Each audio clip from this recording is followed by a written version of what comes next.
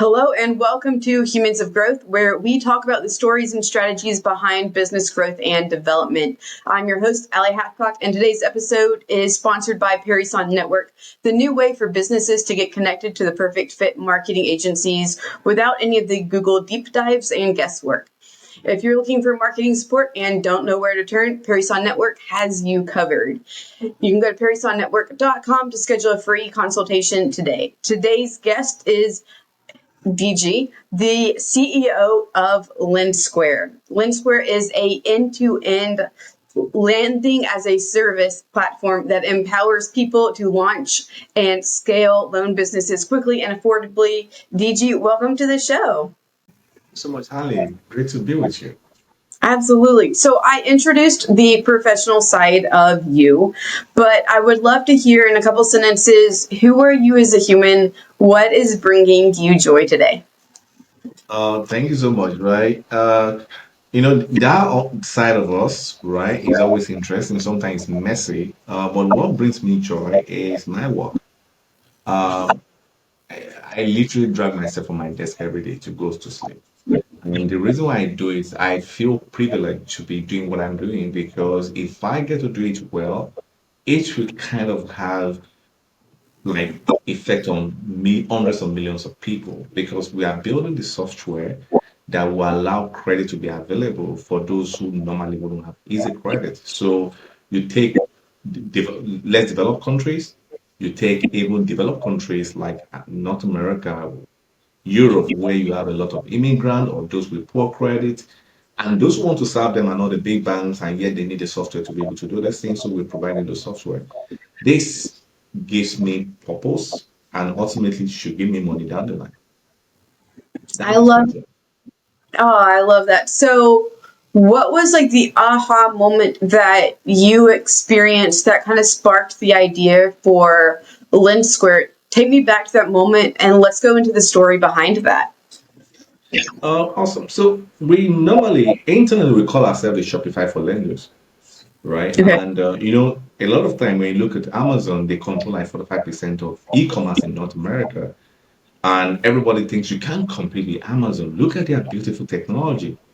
But the truth is, Shopify is doing amazingly well. Shopify doesn't even sell anything.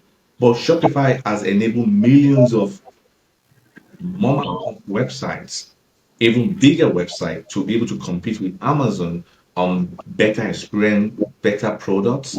You don't think you're dealing with a robot. Think you're dealing with like internet industrial complex. You're dealing with real people. But yet, none of these guys that use Shopify could have built a Shopify to compete with Amazon. Amazon will approach them and destroy them in a moment because Amazon is bad. But when elephants are moving around, ants get squashed. Now, that is what Shopify did. Literally, I would say maybe Shopify, by providing that kind of Amazon grade technology to millions of e-commerce sites, literally have preserved that ecosystem of e-commerce. Same thing we are doing for lending. So we got the big banks of the world, Bank of America, JP Morgan Chase, all of them lending and doing all sorts. But yet in America, you see have all tens of thousands of credit unions. All over the world, we have small lenders that just need good software to be able to do. Look at both of us today. We are both speaking to each other across continents. When I was younger, CNN, if they want to do something like this, have to ship in OB vans, right? And satellite links to do this thing. Look at what Riverside have done. Look at what YouTube has done. That is what Lensware is doing. Taking away the complexity and the magic that you can only find in the world biggest lending companies to everyday lenders. And they will be able to use that software to make better credit decisions, scale beyond their boundaries, get to build profitable business, and hopefully fund the lives and dreams of millions and probably billions of people. That is what drove us to start Lendsqr and driving us every day. I love that. So, before you guys built Lendsqr, what did the landscape look like? So, if you wanted a loan, most of the time you go to Bank of America and you get scammed for thousands of dollars. You get screwed over with interest rates. There's some smaller players, but what did that landscape really look like? Interesting. So we all know the big banks are not the friendliest or the best in offering you the best services. We know they screw everybody over every day. And then look at you, say, Ali, you think this is bad. Need to do something else. So what do you have to do? You've got to build a software. And then you go to the tech guy and they tell you it's going to cost you $200,000. Maybe it's going to cost you $100,000 every year to maintain. Then you give up because you haven't even gotten the capital, right? But if you came to Lendsqr, you could literally start your own service in minutes. Same way you can do on Shopify. Today, if you feel like Amazon is not selling maybe high quality organic, maybe cheese, something like that, right? What do? Mhm. You want to start your own business. If you are going to build something to compete with Amazon with delivery, with taking cards, with all the features, you will never be able to do it. But if you have that idea today, you go to Shopify. The only thing that will not make you succeed will never have anything to do with technology.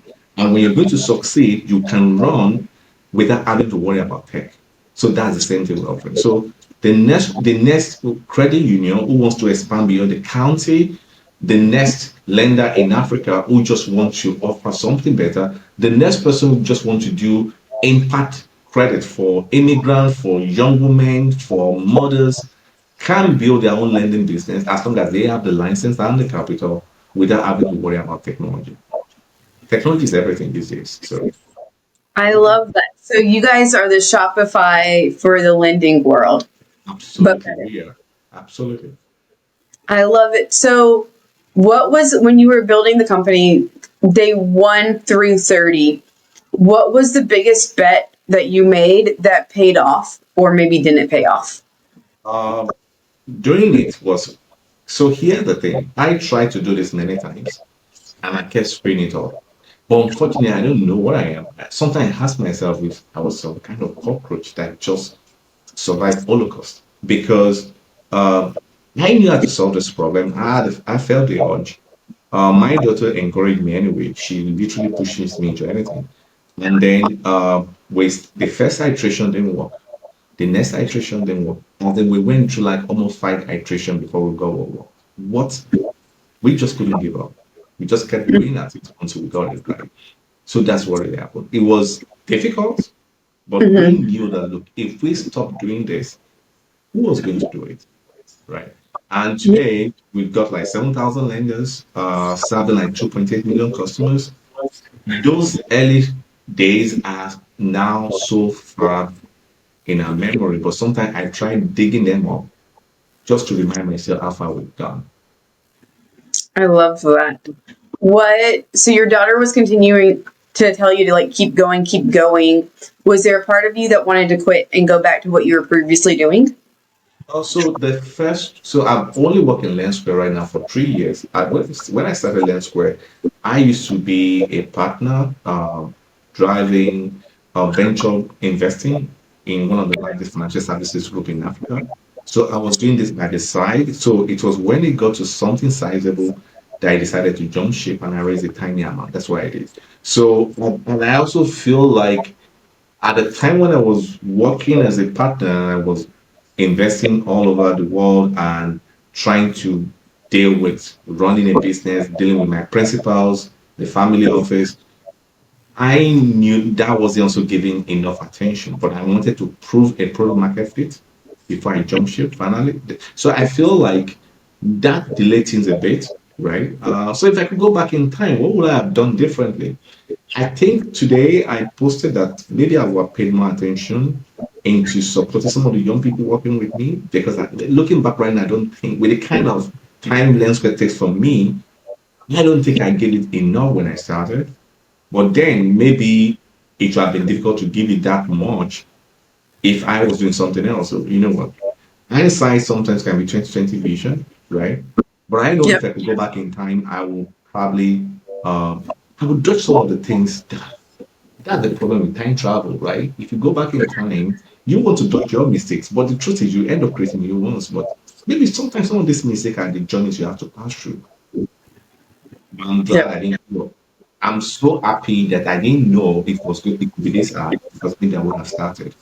So I used to be thankful to my to have underestimated how much effort to take to get this done. But I'm glad I did not know because I I won't trade love this journey for I won't trade this journey for anything else. Yeah, and now you're in 190 plus countries, is that right?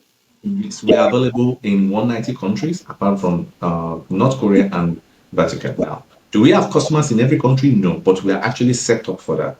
So the platform supports all currencies Okay. and most languages and Yeah. all locations. Absolutely. Yeah. For now, we support Latin-based languages, English, French, which is spoken in almost all over the world, right? But we support all currencies, we support all product forms. That's what it is. I love that. How did you like what's the secret sauce behind expanding into other countries? So very simple. The thing is that the thing about technology, which is interesting, is we have to respect and give kudos to those who have gone ahead of us. In the olden days, for you to be in many countries, you really have to have a business in those countries. Right now, we just have business in three countries: in the US, Nigeria, and the United Kingdom. Right? Mhm. To work, first and foremost, we are because we can take we only our we support all currency, but being able to charge our customers only in dollars, right? We Yep. only charge in dollars. That's number one. Apart from Nigeria, where we charge in naira. And then you also have that this is software. Software allows you to reach everywhere without Mhm. actually stepping away from anywhere. So there's no physicality to our business. Like Gmail, like WhatsApp, you don't have to have a physical office. Maybe when you become so big and then you need to do. But at this level, we are not at that stage. So that's one. And then also, we are not the lender, so we don't need to be licensed to lend. We are providing software to those who use. So it's today, if I come to Riverside, anybody can use Riverside from any country in the world. Anybody can use YouTube from any country in the world. Obviously, some country might block YouTube for political reasons, but it's not about the software, it's about the content.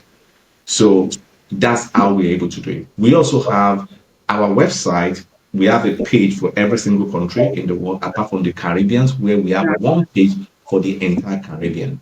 Because Caribbean, we have a special relationship with that space. So that's how we're able to do it. And it's been quite interesting.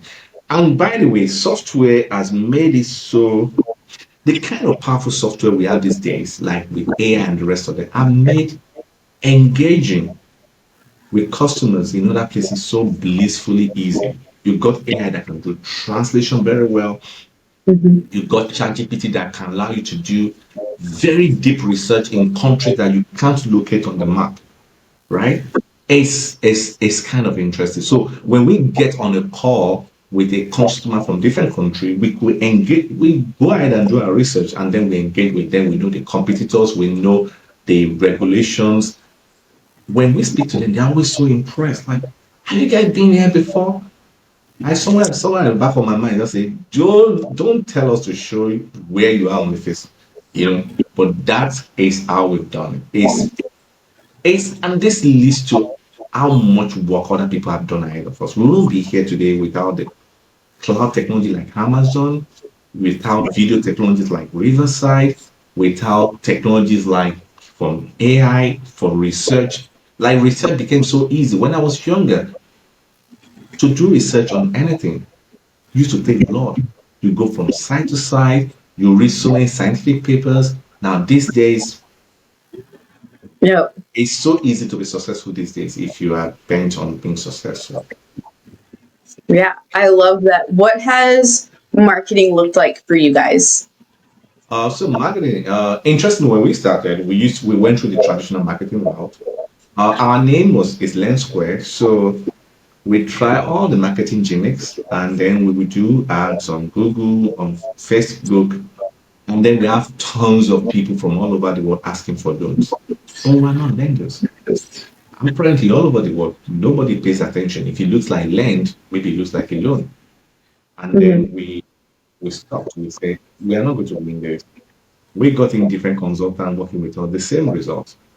And then we told us, what will we turn the other way around? So we switch over from doing paid ads, we switch over Okay. to content marketing because we found out that those people that really need us big businesses.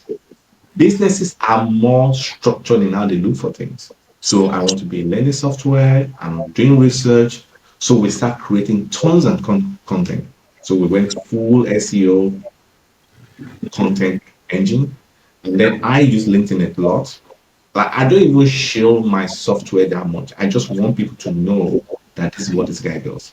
Today our inbound is crazy. Yet today we've had like 1,000 plus inbound, right? Yeah, strictly from people who's never met us before. They read our content, they read it from us how we solve problems, and then they reach out, and then they can easily sign up by themselves. We do demos for them. Is it quite interesting? So today we don't do beta. Now that's one thing we've done. Another thing we've done is we figure out what we all read an article about a couple of years ago about Zapier. When Zapier started, they wanted to be everywhere, but they did not. So they figured out what something we call programmatic SEO. So you Mhm. start like, okay, maybe somebody wants to link their Twitter to their Gmail, and that's the platform. So they created content around those things. You see, integrate Twitter to Gmail, integrate Gmail to Twitter. Now, remember, they've got this back office of data, right? Yep. They didn't do so much to generate those things, and Google loved them. And in a short period, they spun out like 15,000 pages over those connections, right? And Hmm. then we through the same route as well. So today, globally, we are the largest single database of lending related service providers, lenders, card providers, credit bureaus. We are the largest with that SEO. It's crazy. Wow. So how did all of the content you created, did you translate it into different languages? No, right now, not yet translated, right? But what we've done is that when we wanted to do it, we got interns in, and the interns were just doing amazing research. It was like a madhouse. Like it was fun, and then we did that, and then we have got screenshots, well-written reviews, link back to those people.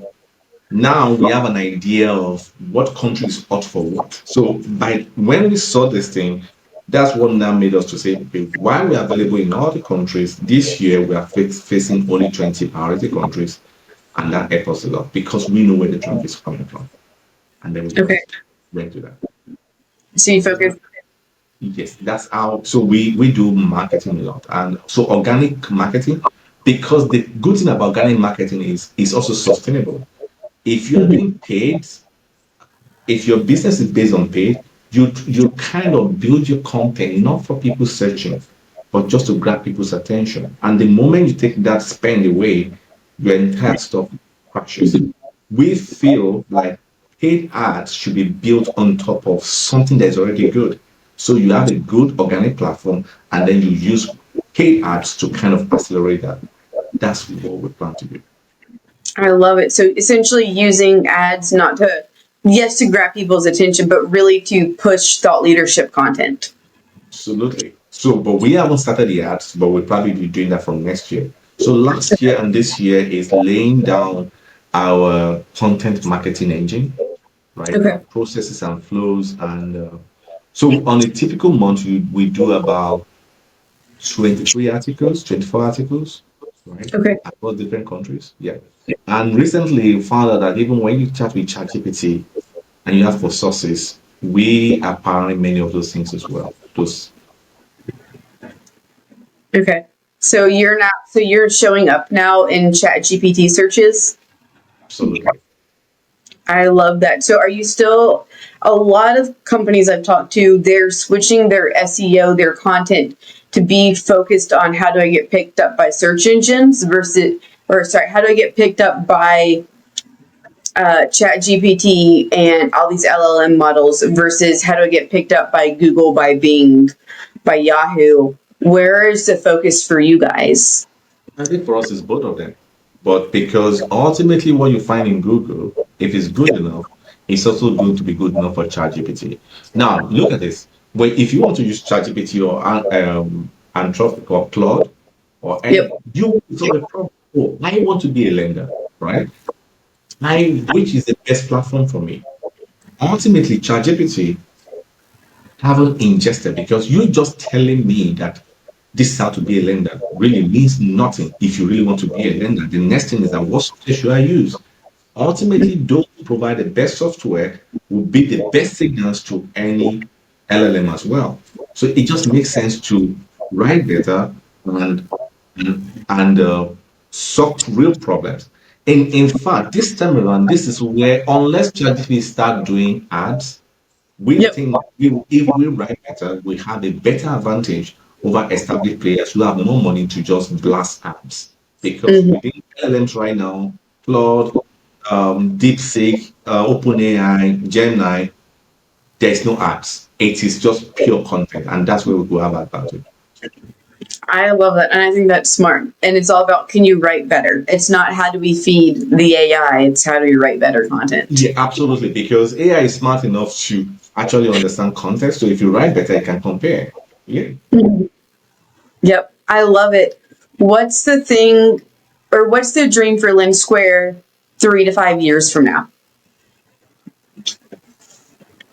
We want to be the best loan management software in the world. Today, we are the best in Africa.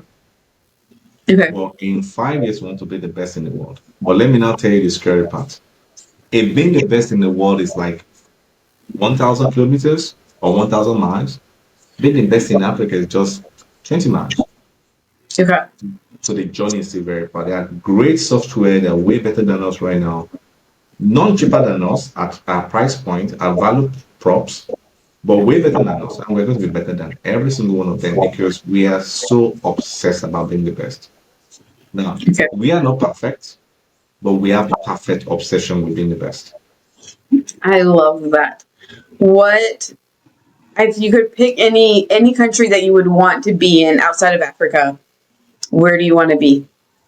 So today we are in Africa, some countries. We also have customer in Canada. We have customer in the US. We want to be big in the US. We want to be big in Canada. We want to be the one country that doesn't immediately jump to mind for us will be Europe because there's nothing wrong with Europe, but Europe is expensive to be in right now.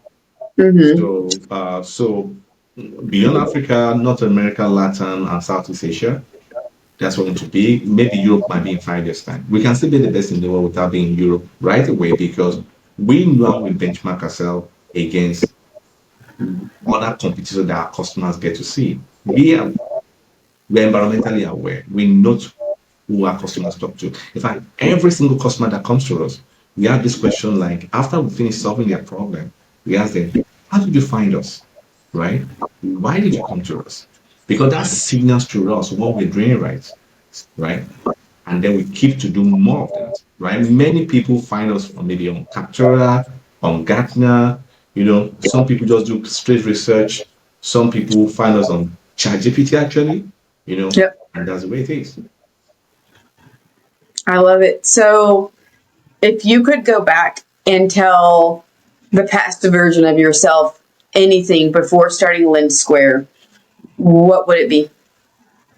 I would say first and foremost, never play with your standard, never joke with your standard. Like, don't don't employ anyone unless they think they're A grade. Don't hope they will get better, right? Not because they can't get better, but they have to show up as A grade. You can't wish for excellence for anybody unless they want it by themselves. Number two would be I'm going to tell myself it's going to be really hard. So you've got to be ready to grind it out, right? And I don't think I've ever seen anyone succeed. And I mean sustainable success that they never have to grind it out because that grinding it out is the real barrier that keeps those who fail from those who succeed. Then also, if I have to take my current self and go back to meet my old self, there's some engineering we could have done a whole lot better because I have to pay back some technical debt that I wish I didn't have to pay. Something like that. It would actually have made us a whole lot easier. We have done less work than what we've done. But you know what? Like I said, hindsight is 2020 vision because I'm very sure right now in 5 years' time, there are things I'm doing right now that's going to be ultimately very stupid in 5 years. Unfortunately, I've been waiting. Sometimes I wait at the bus stop for my future self to show up, but it's never showed up. So it's never going to come true. What is the question you wish people would ask you and have never asked you? And what's the answer to that question? What if you failed? The answer to the question is, I don't know. But if I give up, I will have failed. Okay. Yeah. Cool. I love it. So, DG, thank you so much for joining us on the show today. If people want to connect with you further, if they want to learn more about what you guys do at Lendsqr, what is the best way for them to connect with you? Thanks so much. So first and foremost, I write a lot. I've been writing blogging for 24 years now. So on dejiolowe.com, dejiolowe.com is where I blog, write about all kind of crazy stuff that you shouldn't be writing in the office. Also, but I'm usually on LinkedIn. I don't understand Twitter at all. It's like so confused about Twitter. And I'm not on Instagram because maybe my daughter is there. And Facebook seems to be for people older than me. So therefore, I could find me on LinkedIn, talking about things I care about and poking my nose into other people's threads that I shouldn't be poking about. But basically, I just play there. That's the best way to find me, right? I don't take life too serious. I sometimes appear too serious, but it's all a facade. I'm a funny guy. I love it. Thank you for everyone tuning in today. Thanks so much for joining us. And remember, if you are looking for the perfect fit marketing agency, schedule a free marketing strategy session over at periodiconnetwork.com. And we will catch you on the next episode of Humans of Growth.